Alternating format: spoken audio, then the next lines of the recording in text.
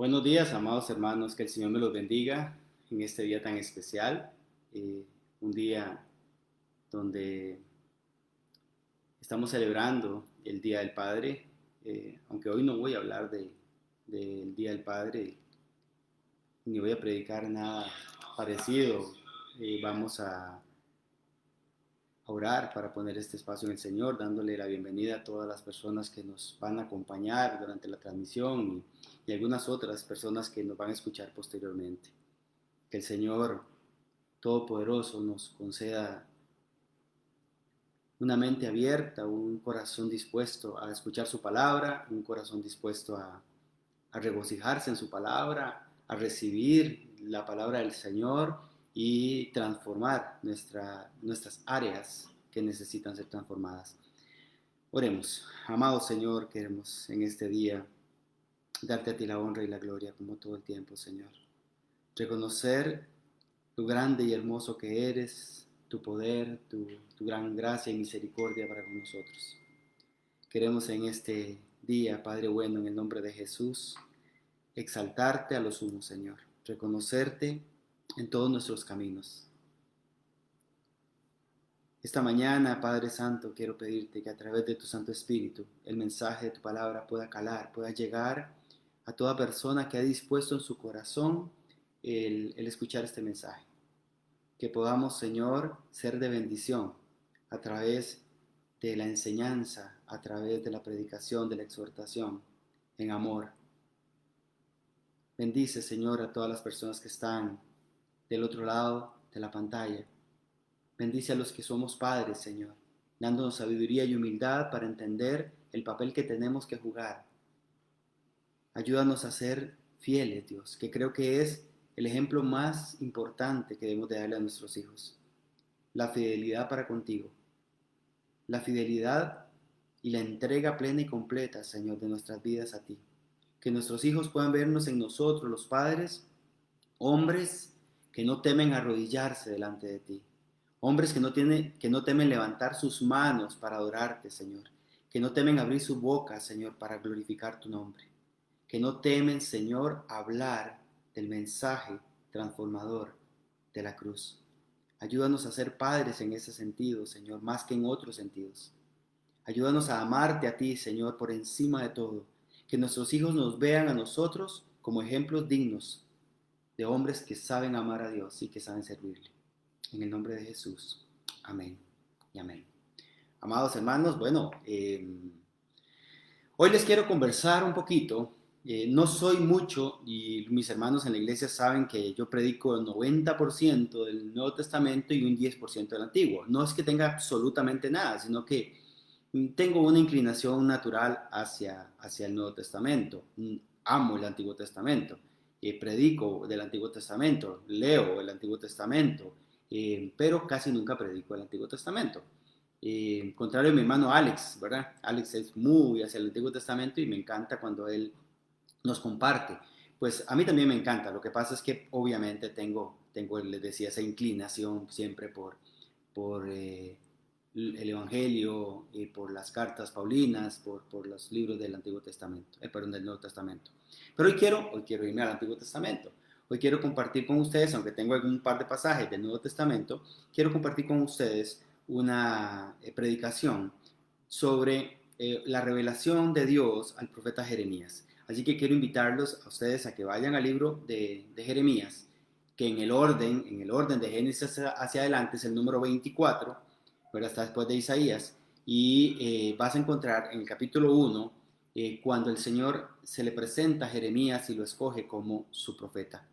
Antes quiero darles algún entorno, porque hay muchas personas que nos escuchan que no conocen mucho de la palabra del Señor. Incluso en esta nueva dinámica que hemos estado trabajando del tiempo de oración en las noches, muchas personas que se suman a esos tiempos de oración no son muy asiduos, no están muy acostumbrados a leer la Biblia y no están muy acostumbrados a entender la lógica que para nosotros los cristianos evangélicos en su gran mayoría, pues por estar escuchando continuamente enseñanza y por estar escuchando de la palabra de Dios, pues tenemos algún espectro diferente.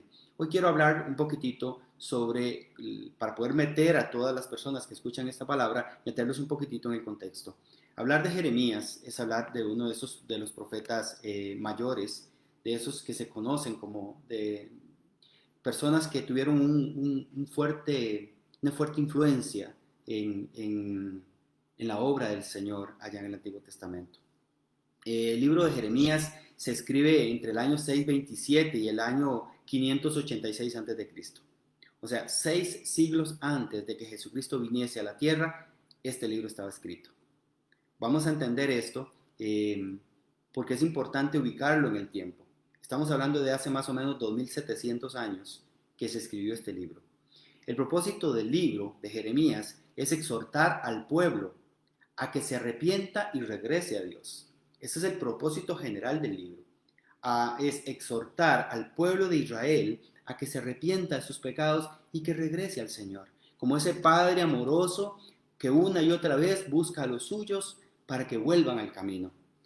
Su libro trata sobre esa falsa sensación de seguridad, las consecuencias del pecado, y trata también sobre un nuevo corazón y sobre la restauración. Esos son los temas que se van desplegando del libro de Jeremías. El profeta Jeremías fue llamado siendo muy joven. Se dice que tenía o 20 o menos de 20 años. ¿Se imaginan ustedes? A esas edades Jeremías recibe el llamado de Dios para servirle como su mensajero, como su profeta. Se le conoce, durante toda su vida, este profeta Jeremías fue un hombre pobre, impopular, marginado y perseguido. Así como casi todos los profetas en el Antiguo Testamento, fue un hombre pobre, eran pobres, eran impopulares, algunos eran marginados y perseguidos. Por supuesto que habían profetas muy populares. Creo que uno o dos tenían ciertos recursos, pero ninguno terminó bien socialmente hablando, ¿verdad? Fueron asesinados, fueron maltratados, fueron perseguidos definitivamente. Se le conoce al profeta Jeremías como el profeta llorón, porque él expresaba un gran dolor por su tierra. Cuando a Jeremías se le revela el castigo que va a recibir su pueblo, que va a ser capturado, va a ser llevado cautivo, va a ser asesinado gran parte de él, y él, incluso él es extraditado de alguna manera. A él prácticamente lo obligan a desarraigarse de la tierra de Israel e irse a Egipto. Este fue un tiempo muy doloroso, y él sufría mucho por su pueblo. Él lloraba mucho porque él conocía las consecuencias del pecado y lo que iba a traer, el dolor que iba a traer a su pueblo. Entonces se le conoce como el profeta llorón. Ese es el término más o menos popular con que se conoce el profeta Jeremías. Vamos un poquito a la enseñanza de este libro. Quiero aplicar la experiencia del profeta Jeremías, y del pasaje que vamos a leer, que es Jeremías 1, del 4 al 10, son solo 6 versículos. Vamos a tratar de explicar esta experiencia, de aplicar esta experiencia para nuestra vida espiritual. ¿Cómo aplicamos lo que le pasó al profeta Jeremías, la revelación que él recibe de Dios, cómo la aplicamos a nuestra vida espiritual? Para que esto sea aplicable en nosotros, debo primero aclarar un término, el término profeta. ¿Por qué? Porque al final quiero que nos comparemos con Jeremías, su vida, su mensaje, lo que él recibe, y también que nos comparemos con esa misma función de profeta. Y necesito para ello aclarar, sin lugar a dudas, qué significa ser un profeta. ¿Qué significa ser profeta? El término profeta, la gente lo complica mucho, y ahí perdónenme si ustedes están escuchando esto y les han enseñado cosa distinta. Pero quiero ser muy enfático en esto porque la palabra de Dios respalda esa enseñanza. Esta palabra, profeta, viene del griego profetes y del hebreo naví, que significa mensajero, portavoz. Eso es lo que es un profeta. Un profeta es un mensajero, un portavoz. Cuando se entiende como mensajero, ahora es difícil entenderlo porque casi no usamos mensajeros, pero en aquel tiempo el mensajero era alguien a quien se le daba un mensaje para que lo llevara. Ni siquiera era muy importante esta persona. Esta persona simplemente era el medio por el cual se trasladaba el mensaje. Y era como un pacto de caballeros. Por ejemplo, un rey mandaba un mensaje a otro rey, incluso siendo un rey enemigo. Mandaba un mensaje a ese rey y el mensajero era respetado. El mensajero no era culpable del mensaje terrible que podía llevar. Te voy a matar, voy a destruir tu pueblo, lo que fuese que el mensajero fuese a decir, el otro rey respetaba y enviaba un mensaje de vuelta. En la gran mayoría funcionaba éticamente ese respeto por el mensajero, pero el mensajero no era importante realmente. Lo que importaba era el mensaje. Dios en el Antiguo Testamento hablaba al pueblo a través de mensajeros, a quienes les revelaba su mensaje y los comisionaba para que los llevara a quien correspondía. A través de ellos, a ellos se les conoce como los profetas. Un profeta era alguien que recibía el mensaje de Dios y lo llevaba tal cual. Eso era un profeta. Entonces acá es donde vamos a entender, porque quiero compartirles primero el pasaje de Jeremías 1, de 4 al 10, y posteriormente vamos a ir al Nuevo Testamento, al libro de Hebreos, en el capítulo 1 también, versículos del 1 al 3. Pero permítame leerle primero qué estaba pasando acá con el profeta Jeremías. Dice la palabra del Señor, Jeremías 1, 4. El Señor me dio el siguiente mensaje. Te conocía aún antes de haberte formado en el vientre de tu madre. Antes de que nacieras, te aparté y te nombré mi profeta a las naciones. Oh Señor soberano, respondí, no puedo hablar por ti, soy demasiado joven. No digas, soy demasiado joven, me contestó el Señor, porque debes ir donde quiera que te mande y decir todo lo que te diga. No le tengas miedo a la gente, porque estaré contigo y te protegeré. Yo, el Señor, he hablado. Luego el Señor extendió su mano, tocó mi boca y dijo, mira, he puesto mis palabras en tu boca. Hoy te doy autoridad para que hagas frente a naciones y reinos. A algunos deberás desarraigar, derribar, destruir y derrocar, y otros deberás edificar y plantar. Esta palabra es increíble, es hermosa, es una palabra poderosísima. Vamos a volver a ella dentro de un momento. Pero yo les quiero invitar a que vaya por favor al libro de Hebreos, a la carta a los Hebreos, y vamos a leer del versículo 1 al versículo 3. Estamos hablando de profetas. Quiero aclarar el término profeta y quiero que quede bien clarito por qué. Porque es importante, porque al final usted y yo vamos a ubicarnos en ese término. En Hebreos 1 dice, hace mucho tiempo Dios habló muchas veces y de diversas maneras a nuestros antepasados por medio de los profetas. Y ahora, en estos últimos días, nos ha hablado por medio de su Hijo. Dios le prometió todo al Hijo como herencia y mediante el Hijo creó el universo. El Hijo irradia la gloria de Dios y expresa el carácter mismo de Dios. Y sostiene todo con su gran poder, con el gran poder de su palabra. Escuche esto porque es importante. Dice, y sostiene todo con el gran poder de su palabra. Después de habernos limpiado de nuestros pecados, se sentó en el lugar de honor a la derecha del majestuoso Dios en el cielo. Esto demuestra que el Hijo es muy superior a los ángeles. Bueno, ya ahí me pasé yo creo, ¿verdad? Sí, ahí estoy. Es increíble, hermano, vea qué lindo. Estamos hablando del profeta Jeremías y de su función de mensajero. Y dice en Hebreos, más o menos, estamos hablando de 400, casi 500 años después, que Dios en tiempos antiguos habló a su pueblo a través de los mensajeros, de los profetas, pero que hoy habla a través de su Hijo, a través de su palabra. Vea qué interesante, hermanos. Ser profeta no es un título. Aquella persona que se adhiera así, el título de yo soy profeta de Dios, como un título, es una persona que usted tiene que, mire hermano, huya de esa persona. No esté ahí. Porque bien como lo decía Laura en la enseñanza, ahora a las 9:30, tenemos que tener mucho cuidado a quién escuchamos y lo que escuchamos. Profeta es una persona que ha sido comisionada por Dios para trasladar su mensaje. Eso es un profeta. No es un título. No es un título. Si usted es profeta, es como decir, ser madre. Ah, yo soy madre o yo soy padre. Ser padre es un título. No, señor. Es una condición inherente que requiere de mí un trabajo específico, una función específica. Entonces, basados en el término profeta, mensajero o portavoz, y que es una función, no un título, es donde yo le digo tenga mucho cuidado con esos autonombrados profetas que sienten que ellos son personas a las cuales Dios los trata de forma diferente.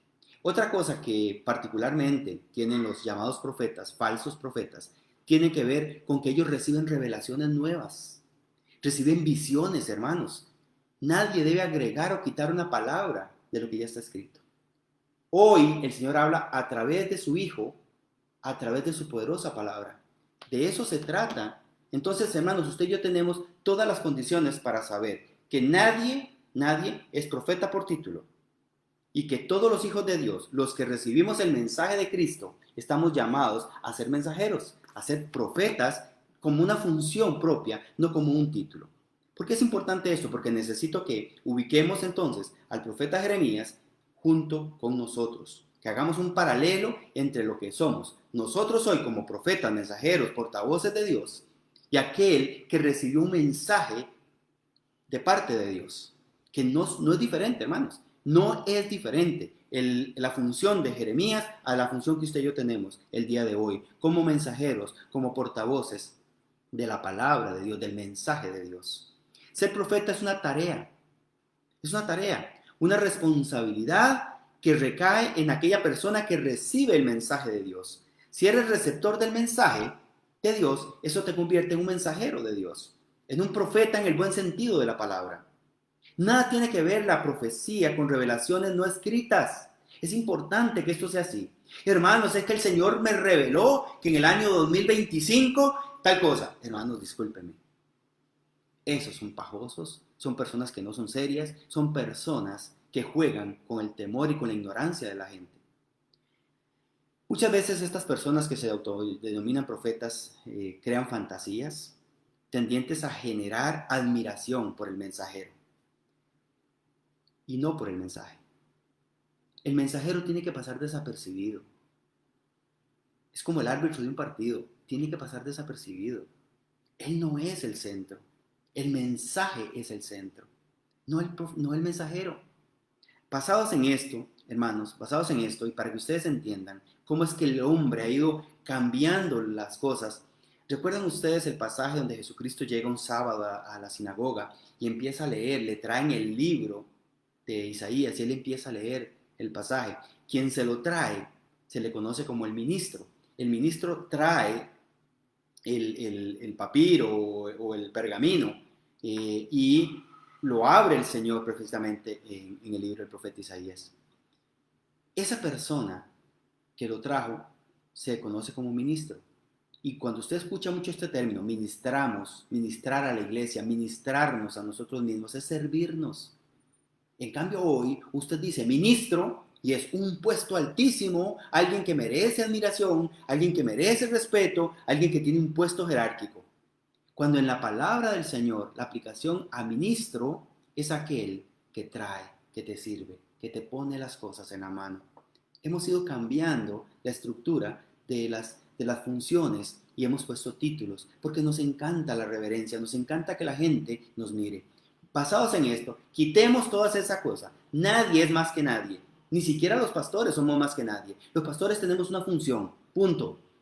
La admiración es para el Señor. Es para el Señor. Que nos amen, bueno, qué dicha, nos aman y nosotros amamos. Y eso es una función que es digna y que tendremos nuestra recompensa delante del Señor o seremos juzgados delante del Señor. Es importante que nadie se sienta más que nadie. Y estos títulos no funcionan en el reino de los cielos. En el verdadero reino no funcionan. Así que apóstoles, profetas, ministros, de forma jerárquica, hermano, eso no se sostiene, pero ni con un chicle en la Biblia. Vamos a ver. Volvamos al profeta Jeremías. En el verso 5 dice, te conocía antes de haberte formado en el vientre de tu madre. Antes de que nacieras te aparté, te nombré mi profeta a las naciones. Quiero hacer el paralelo. Quiero que busquemos en este momento la forma en que esto me habla a mí. Me habla a mí, hoy por hoy, mensajero de Cristo. ¿Por qué? Porque recibí al Espíritu Santo. Soy guiado a través del Espíritu Santo por la palabra de Dios. Tal vez me falte mucho que hacer, me falta mucho que aprender, pero soy un mensajero. Soy un mensajero. Tengo esa misma responsabilidad delante de mi Dios y mi Señor.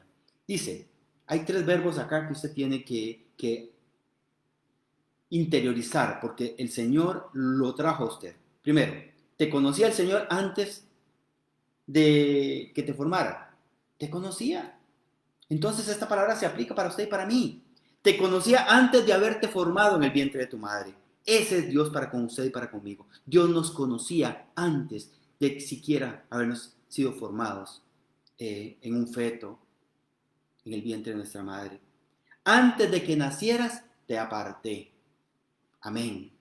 Si usted está escuchando esta palabra y no has aceptado a Jesús, es porque tú no has tomado la decisión.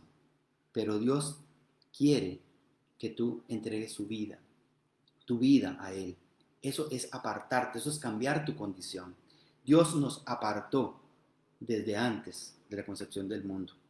Te nombré mi profeta. Hermanos, yo, en el buen sentido de la palabra y sin ningún título más que el que lleva el pasaje, yo soy un profeta nombrado por el Señor. Un hombre que tiene el privilegio y la obligación de llevar el mensaje de Cristo a todo hombre y a toda mujer que se cruce en mi camino.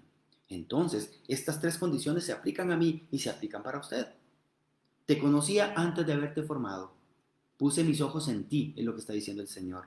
Te aparté antes de que nacieras y te nombré mi profeta, mi mensajero. Este tipo de proclamaciones, si las aplicamos a nosotros, nos provocan un sentimiento de inseguridad, de incapacidad para tal tarea. Ay, pastor, es que yo, ¿cómo voy a ser yo un mensajero de Dios? Eso se lo dejo para personas como usted, que hablan, que conocen un poco, que ya estudiaron de la palabra. Yo no, pastor, yo me conformo con escuchar, yo me conformo con compartir ahí, con uno que otro, de vez en cuando. Pues no, mi hermano. Pero ¿cuál fue la respuesta cuando el Señor le dice esto a Jeremías? Te conocí antes de haberte formado en el vientre de tu madre, te aparté y te nombré mi profeta para las naciones. ¿Qué le contesta Jeremías? Vaya hasta el verso 6. Dice, oh Señor soberano, respondí, no puedo hablar por ti. Soy demasiado joven. Soy demasiado joven, le dijo Jeremías. La respuesta la respuesta nuestra pudo ser, oh Señor, no puedo hablar por ti. Soy demasiado pecador. No soy bueno para hablarle a la gente. No sé lo suficiente de tu palabra, etc.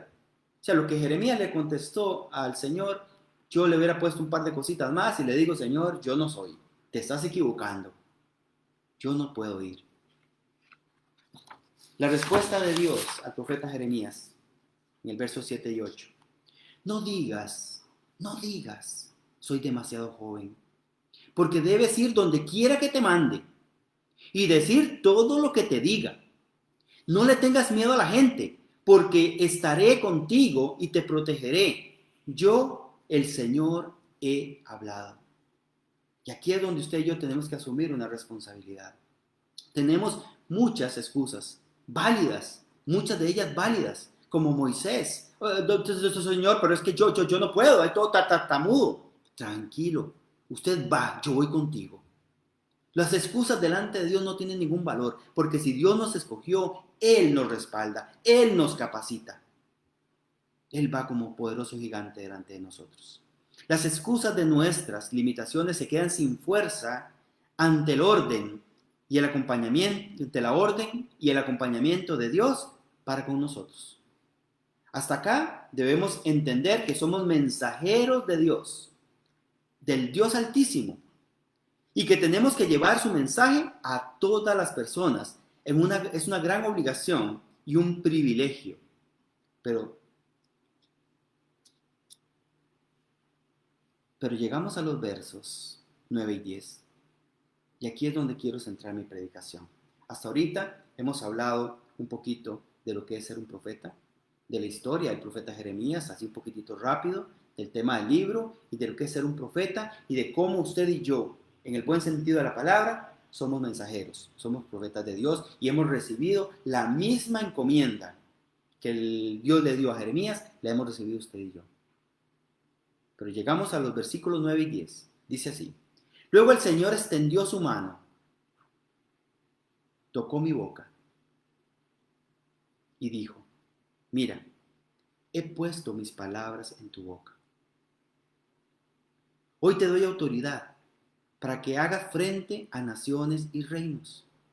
A algunos deberás desarraigar, derribar, destruir y derrocar. A otros deberás edificar y plantar.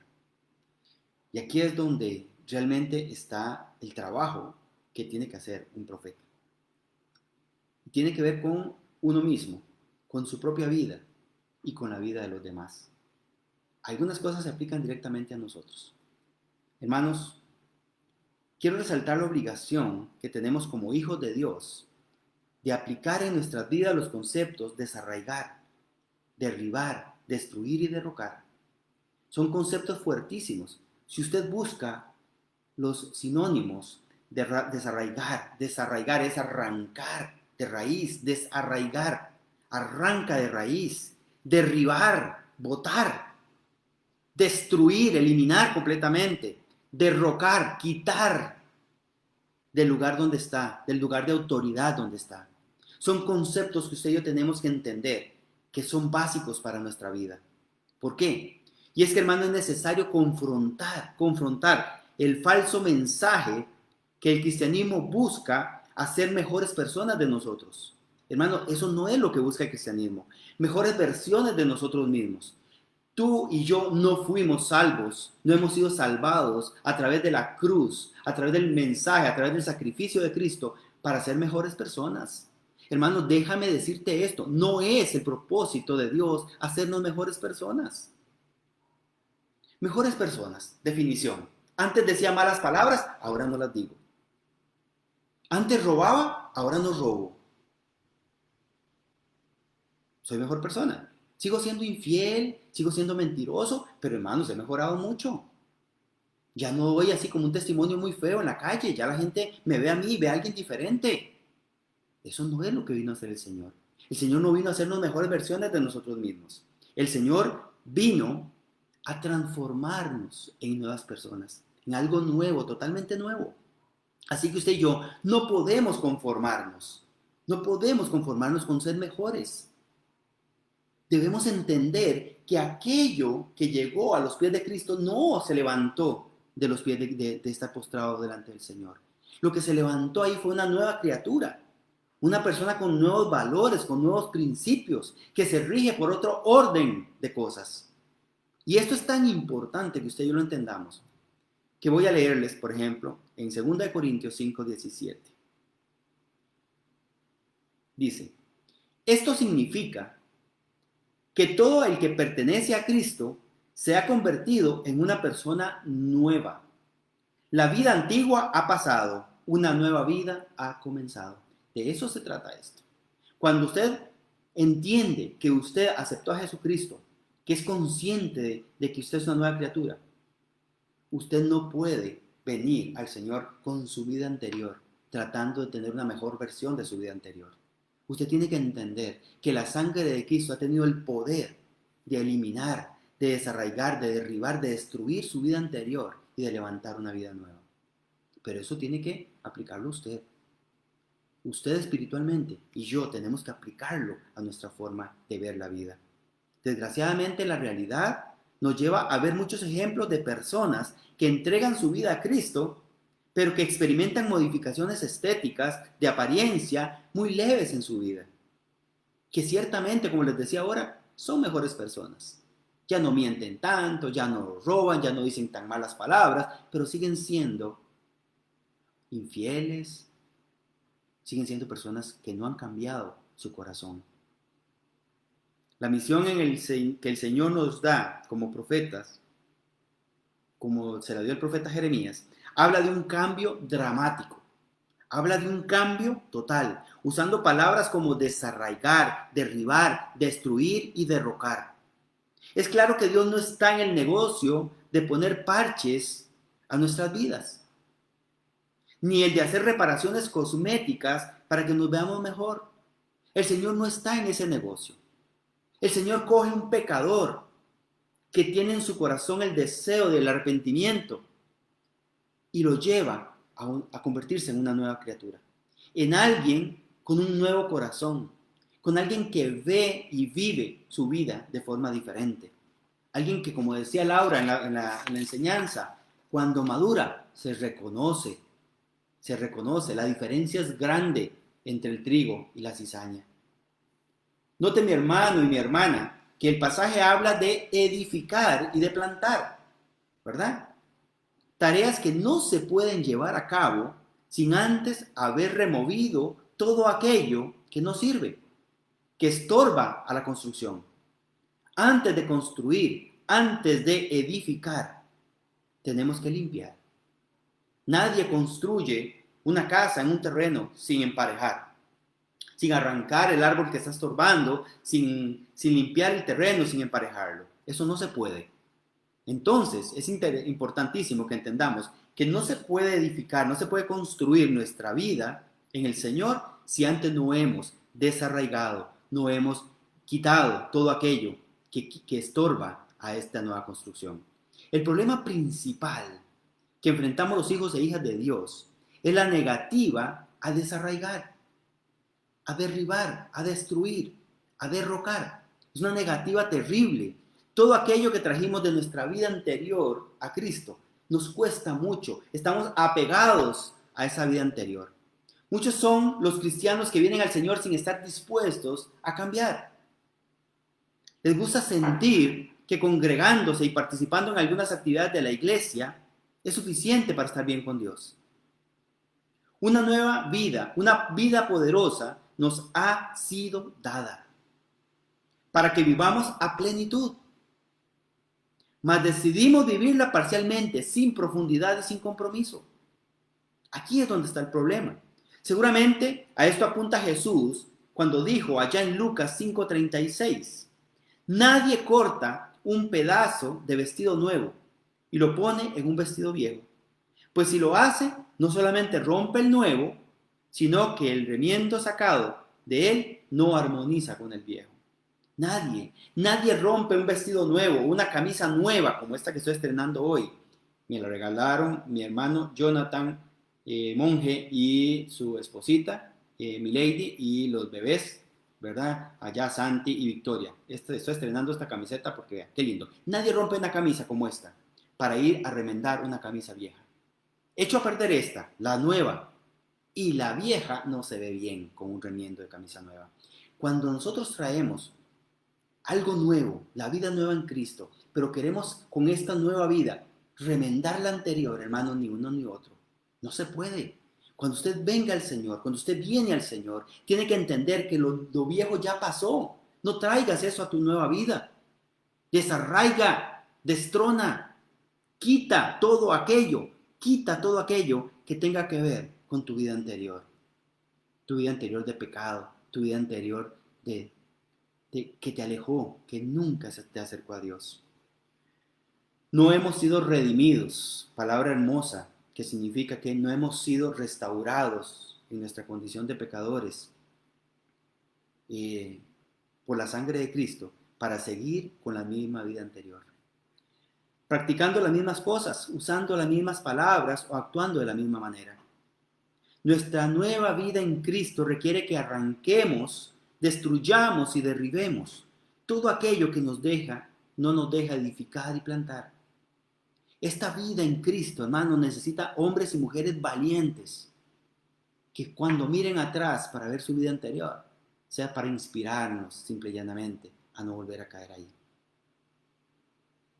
La solución es tirar la prenda vieja y disfrutar de la nueva. Es cierto, es un proceso, pero un proceso que tengo que asumir con valentía, con mucha humildad, viviendo continuamente un avance en nuestras vidas en todas aquellas áreas donde la pasada manera de vivir tenía aún el control. Hay áreas en tu vida, puede ser, y me atrevo a decir que sí, que muchas de nuestras vidas tienen ahí.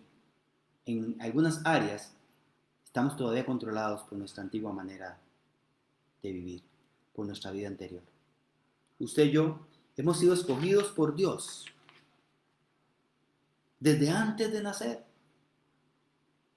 Él ha puesto sus ojos en nosotros, en nuestros labios ha puesto su mensaje para que lo vivamos y lo compartamos.